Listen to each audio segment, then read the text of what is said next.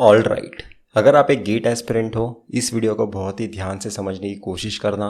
मैं बहुत सारे इंपॉर्टेंट पॉइंट्स इस वीडियो में डिस्कस करने वाला हूँ। मैंने 2018 वाले बैच को गाइड किया है, 2019 वाले बैच को गाइड किया है, 2020 वाले बैच को गाइड किया है, राइट। तो बहुत सारे मैंने बैचेस को गाइड किया है। मैंने एक कॉमन डिस्कशन देखा है लोगों को करते हुए मेरे साथ कि मैं अंडर 100 रैंक अचीव करना चाहता हूँ। क्या आप मुझे मटेरियल बता सकते हो जो मुझे फॉलो करना मस्ट है? इनफ मटेरियल वो जानना चाहते हैं। तो इनफ मटेरियल नाम का ऐसा कोई चीज़ होता नहीं है, वो इंडिविजुअल पे डिपेंड करता है। अगर आप किसी टॉपर को देखोगे, कुछ टॉपर से प्रीवियस ईयर क्वेश्चन सॉल्व करके भी रैंक अचीव कर पाते हैं। कुछ टॉपर बताते हैं कि मैंने 3 क्लासेस के टेस्ट सीरीज दिए थे, मैंने इतने सारा volume 1 volume 2 bits and bytes बहुत सारे वर्कबुक सॉल्व करे थे, आर के कनोडिया से लेकर किसी क्लासरूम का वर्कबुक तक। तो वो हर एक इंडिविजुअल पे डिपेंड करता है। आप कैसे जज कर पाओगे कि आपको कितने मटेरियल सॉल्व करना चाहिए? मैं आपको एक आसान रास्ता बताता हूँ। बहुत सारे स्टूडेंट्स का ना ओरिजिन अलग है। कुछ बच्चों ने पहले से IIT JEE वाले एग्ज़ाम में पार्टिसिपेट किया था, तो उन्होंने उसमें अगर मेहनत करी होगी तो उन्होंने अपनी लॉजिकल थिंकिंग कहीं ना कहीं डेवलप करी होगी। मैटर नहीं करता कि आप उस एग्ज़ाम में जीते थे कि नहीं, मैटर ये करता है कि आप अपनी लॉजिकल थिंकिंग जनरेट करके आए हो कि नहीं, क्योंकि वो आप लॉजिकल एबिलिटी यूज़ कर सकते हो कॉन्सेप्ट सीखने के बाद अप्लाई करने में प्रीवियस ईयर के बुक में। अगर आपके मैक्सिमम क्वेश्चंस डायरेक्टली बन जाते हैं लाइव लेक्चर्स देखने के बाद किसी भी क्लासेस के, तो मैं एक्सपेक्ट करता हूँ कि आपकी लॉजिकल थिंकिंग डेवलप हो चुकी है। और उसी जगह अगर आप एक ऐसे स्टूडेंट हो जो लाइव लेक्चर देखता है, वीडियो के कोर्सेज देख लेता है, पर उसके बाद जब वो प्रीवियस ईयर के बुक उठाता है तो उसके मैक्सिमम क्वेश्चंस नहीं बनते हैं, तो अभी आपको अपने लॉजिकल थिंकिंग पे काम करना होगा। वो आप कैसे कर सकते हो? उसमें कुछ वरी करने की ज़रूरत नहीं है। आपको अभी क्वेश्चंस बनाना स्टार्ट करना होगा प्रीवियस ईयर के बुक से पहले बाकी सारे। ठीक है, आप प्रीवियस ईयर के बुक भी पहले सॉल्व कर सकते हो, पर मैं चाहता हूँ कि आप बाकी सारे पहले सॉल्व करो और वो नॉलेज यूज़ करो प्रीवियस ईयर के बुक को सॉल्व करने के लिए, ताकि आपको थोड़ी खुशी भी मिले कि मैंने इतना सारा जो मटेरियल सॉल्व किया है उसके बाद मैं भी प्रीवियस ईयर के बुक के क्वेश्चन सॉल्व कर पा रहा हूँ। तो आपको क्या क्या सॉल्व करना ज़रूरी है? सबसे पहले आपके पास एक अच्छा वीडियो कोर्स होना ज़रूरी है, आपके पास एक अच्छा लाइव क्लासेस होना ज़रूरी है। मैं अपनी तरफ से सजेशन दे रहा हूँ, ये मेरा सजेशन है इलेक्ट्रिकल इलेक्ट्रॉनिक्स इंस्ट्रूमेंटेशन के लिए, कि आप जेनिक एजुकेशन पे 101% ट्रस्ट कर सकते हो कि वो टॉप नॉच कंटेंट आपको डिलीवर करेंगे। अब बात करते हैं कि आपके पास कौन कौन से वर्कबुक होने चाहिए। किसी भी क्लासेस में आप ज्वाइन करोगे उसका वर्कबुक आपको मिलेगा। वर्कबुक सभी क्लासेस के ऑलमोस्ट सेम होते हैं, तो उसमें कुछ वरी करने की ज़रूरत नहीं है। वर्कबुक आपके पास होना चाहिए। साथ ही साथ एक अच्छा इन्वेंशन हुआ था गेट इंडस्ट्री में, बिट्स एंड बाइट्स का बुक का। बिट्स एंड बाइट्स एक बहुत ही अच्छा बुक है, उसमें 2-3 चैप्टर्स कंबाइन करके क्वेश्चन फ्रेम किया जाता है, जो गेट एग्जाम का आपको एक आइडिया देगा कि कैसे ट्रिकी क्वेश्चंस फ्रेम होते हैं। तो बिट्स एंड बाइट्स आपके पास होना चाहिए, क्लासरूम वर्कबुक आपके पास होना चाहिए, और साथ ही साथ आपके पास मेड इजी की टेस्ट सीरीज भी होनी चाहिए। ठीक है, तो अगर आप एक अच्छा वीडियो कोर्स देखोगे लाइव लेक्चर्स का, और उसके बाद classroom workbook, bits and bytes और मेड इजी की टेस्ट सीरीज अगर आप सॉल्व करोगे, अगर आपने इतना मटेरियल सॉल्व कर लिया ना, तो मैं एक्सपेक्ट करता हूँ कि आपके मेजॉरिटी ऑफ द क्वेश्चंस बनने ही चाहिए प्रीवियस ईयर के बुक में से। अगर आप एक ऐसे एस्पिरेंट हो जिसे बहुत ज़्यादा डर लगता है कि मैं गेट एग्ज़ाम में रैंक अचीव कर सकता हूँ कि नहीं कर सकता हूँ, तो आपके लिए तो ये सारा चीज़ करना मस्ट है। बिना मेहनत की आपका डर गायब नहीं हो सकता। अगर आप आसान रास्ते पे चलते रहोगे कि मैं सिर्फ प्रीवियस ईयर क्वेश्चन सॉल्व करूँगा, या फिर सिर्फ वर्कबुक सॉल्व करूँगा, या फिर सिर्फ टेस्ट सीरीज दूंगा, कुछ ना कुछ मैं बाकी रखूँगा ही रखूँगा, तो आपको हमेशा डर रहेगा, क्योंकि आपको पता है कि आपने अभी तक अपना 100% दिया नहीं है। 100% क्या होगा? सब कुछ सॉल्व करना, जो भी इन्फॉर्मेशन मेरे पास होती है। और मैं आपको बता रहा हूँ, जब आप इतने कॉम्बिनेशन ऑफ क्वेश्चन सॉल्व करोगे, वर्कबुक में बहुत सारे क्वेश्चंस हो गए, आपके बिट्स एंड बाइट्स में बहुत सारे क्वेश्चंस हो गए, आपके टेस्ट सीरीज में बहुत सारे क्वेश्चंस हो गए, प्रीवियस ईयर के बुक में बहुत सारे क्वेश्चंस हो गए। अगर आप इतने सारे क्वेश्चंस सॉल्व करोगे, तो मैं एक्सपेक्ट करता हूँ कि आपके majority of the questions cover हो जाएंगे। पहले मैं भी लोगों को रिकमेंड करता था कि आप प्रीवियस ईयर के क्वेश्चन से सॉल्व करो तीनों ब्रांचेस के सिमिलर सब्जेक्ट्स के लिए। पर मैंने देखा है कि बहुत सारे स्टूडेंट्स अपनी लॉजिकल थिंकिंग इतनी जनरेट ही नहीं कर पाए हैं। बहुत सारे स्टूडेंट्स अभी जस्ट स्टार्ट किए हैं कंपटीशन में पार्टिसिपेट करना। वो अननोन क्वेश्चन को देखकर सोच ही नहीं पाते कि यहाँ पे मुझे क्या लॉजिक अप्लाई करना है, यहाँ पे कैसे मैं इस पजल को क्रैक कर सकता हूँ। अगर आप सोच नहीं पाते हो, तो प्रीवियस ईयर के बुक सॉल्व करने से पहले आपको थोड़ी एडिशनल मेहनत करनी पड़ेगी।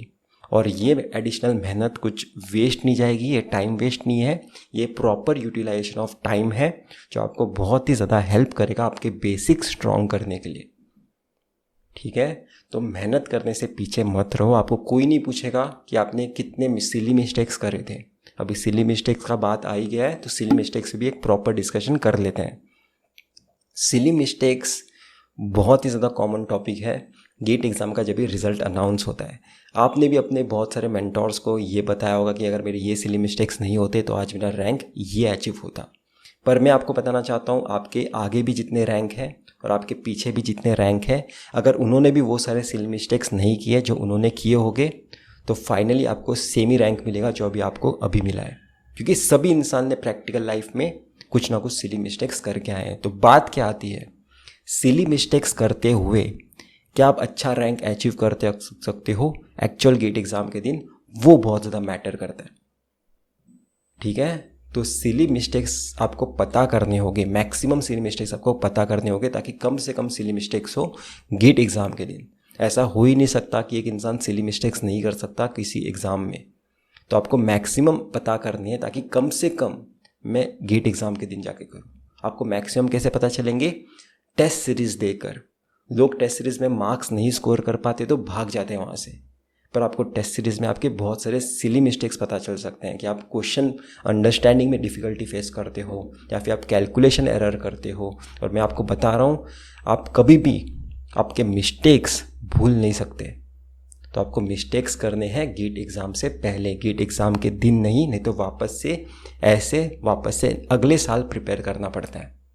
अगर आपको वापस से नेक्स्ट ईयर प्रिपेयर नहीं करना है वो मिस्टेक्स रेक्टिफाई करने के लिए, तो मिस्टेक्स करो गेट एग्ज़ाम से पहले टेस्ट सीरीज़ में। बहुत ही ज़्यादा इम्पॉर्टेंट है। वो मिस्टेक्स आप अपने सिली मिस्टेक के नोटबुक में लिख के रख सकते हो और जनवरी के मंथ में जब भी आप पहुंचोगे वो आप बुक वापस से रिफ़र कर सकते हो। तो आपको गेट एग्ज़ाम में जाने से पहले आप रिमाइंडर दे रहे हो अपने आप को कि मैं ये सारे सिली मिस्टेक्स करते आया हूँ और मुझे ये रिपीट नहीं करना है गेट एग्ज़ाम के दिन। इस तरीके से गेट एग्ज़ाम की प्रिपरेशन करते हैं। बहुत ही नेक्स्ट लेवल के डेडिकेशन के साथ प्रिपरेशन करनी पड़ती है। इतना ज़्यादा आसान रास्ता है नहीं। किसी टॉपर के लिए बहुत ज़्यादा आसान रास्ता होता है क्योंकि उसने पहले डिफ़िकल्टी बहुत ज़्यादा फेस की होती है, उसने पहले बहुत ज़्यादा मेहनत की होगी अपने लाइफ में पढ़ाई के रिलेटेड। अगर आपने पहले बहुत ज़्यादा मेहनत नहीं करी थी तो अभी आपको मेहनत करनी पड़ेगी। हर इंसान ने पहले कुछ ना कुछ काम करके आया है तो उस वजह से उसकी लॉजिकल थिंकिंग हर इंसान से अलग होगी। तो हर इंसान की मेहनत कैसे सेम हो सकती है। ठीक है, जो इंसान जिस लेवल की मेहनत करेगा, जो इंसान का जिस लेवल का ओरिजिन अभी है, उस हिसाब से उसका रैंक आता है गेट एग्ज़ाम के दिन।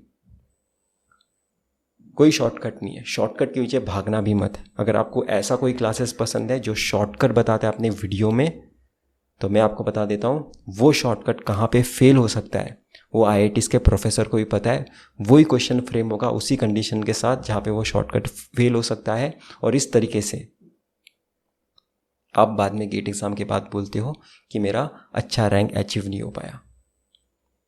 शॉर्टकट के साथ साथ सारे कंडीशंस पता होना ज़रूरी है, साथ ही साथ आपको वो लेंदी प्रोसेस भी पता होना ज़रूरी है जिससे फॉर श्योर आंसर आ ही सकता है। मेहनत से पीछे मत भागना, ठीक है। आसान चीज़ों के पीछे मत भागो। सारी चीज़ें आपको पता होना चाहिए, सारी चीज़ों में आपको 101% देना है। सारे कॉन्सेप्ट्स आपको पता होने चाहिए जो भी गेट एग्ज़ाम में आते आ रहे हैं। ठीक है, अगर आप प्रीवियस ईयर बुक रिफ़र करोगे आपको पता होगा कि कौन कौन से टॉपिक्स इंपॉर्टेंट है।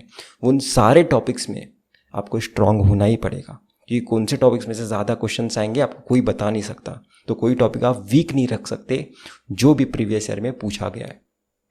बहुत ही क्लियरली बता रहा हूँ। और कंसिस्टेंसी, ये सारा गेम हटा दो। बता रहा हूँ कंसिस्टेंसी, ये वर्ड ही भूल जाओ कि ऐसा कोई वर्ड प्रेजेंट था। कि मुझे पता है जब भी लोगों को इस वर्ड के बारे में पता चला ना, तब लोगों के मन में डाउट आया कि मैं कंसिस्टेंसी मेंटेन कैसे कर सकता हूँ। हार्ड वर्किंग इंसान बनो। अगर कोई इंसान 7 घंटे पढ़ रहा है तो मैं 8 घंटे पढ़ूंगा। कोई इंसान 9 घंटे पढ़ रहा है तो मैं 10 घंटे पढ़ूंगा। मैं बाकी लोगों से 1 घंटा ज़्यादा पढ़ूंगा ही पढ़ूंगा, क्योंकि मुझे बाकी लोगों को हराना है गेट एग्ज़ाम के दिन। अगर आप इसी खेल में रहोगे कि मैं कंसिस्टेंसी कैसे रह सकता हूँ, मैं डिप्रेशन से कैसे लड़ सकता हूँ, मैं सो नहीं पाता हूँ, मैं खाना नहीं खा पाता हूँ, मैं उसके लिए वीडियो देखते रहता हूँ, तो पढ़ाई कब करोगे, हार्ड वर्क कब करोगे, जो रिक्वायर्ड करती है गेट एग्ज़ाम। बहुत ज़्यादा मेहनत करनी पड़ेगी, तब जाके गेट एग्ज़ाम के दिन खुशी मिलेगी, करोगे तब। ठीक है, तो मैं होप कर रहा हूँ आपको कुछ बातें समझ में आई होगी। ये स्ट्रैटेजी वाला गेम नहीं है, ये गेम है हार्ड वर्किंग वाला। किसी इंसान ने पहले हार्ड वर्किंग किया है तो उसे कम मेहनत करनी पड़ेगी अभी, और किसी इंसान ने कम मेहनत करी थी पहले अपने लाइफ में पढ़ाई के रिलेटेड, उसे ज़्यादा मेहनत करनी पड़ेगी अभी। पूरा गेम है हार्ड वर्क पे कि आप कितना मेहनत करने के लिए रेडी हो। तो लास्ट में वापस से बता दे रहा हूँ, आपके पास एक अच्छा वीडियो कोर्स होना चाहिए। इलेक्ट्रिकल इंस्ट्रूमेंटेशन के लिए जेनिक एजुकेशन प्रीफर करूँगा मैं। और आपके पास एक क्लासरूम वर्कबुक होना चाहिए, ये इसका बिट्स एंड बाइट्स होना चाहिए। Test series made easy for sure है। उसके अलावा आप और जितनी भी चीज़ें कर सकते हो खुद से वो आप कर सकते हो। ठीक है, तो इतना ही था इस वीडियो में। हम फिर मिलेंगे किसी वीडियो के साथ।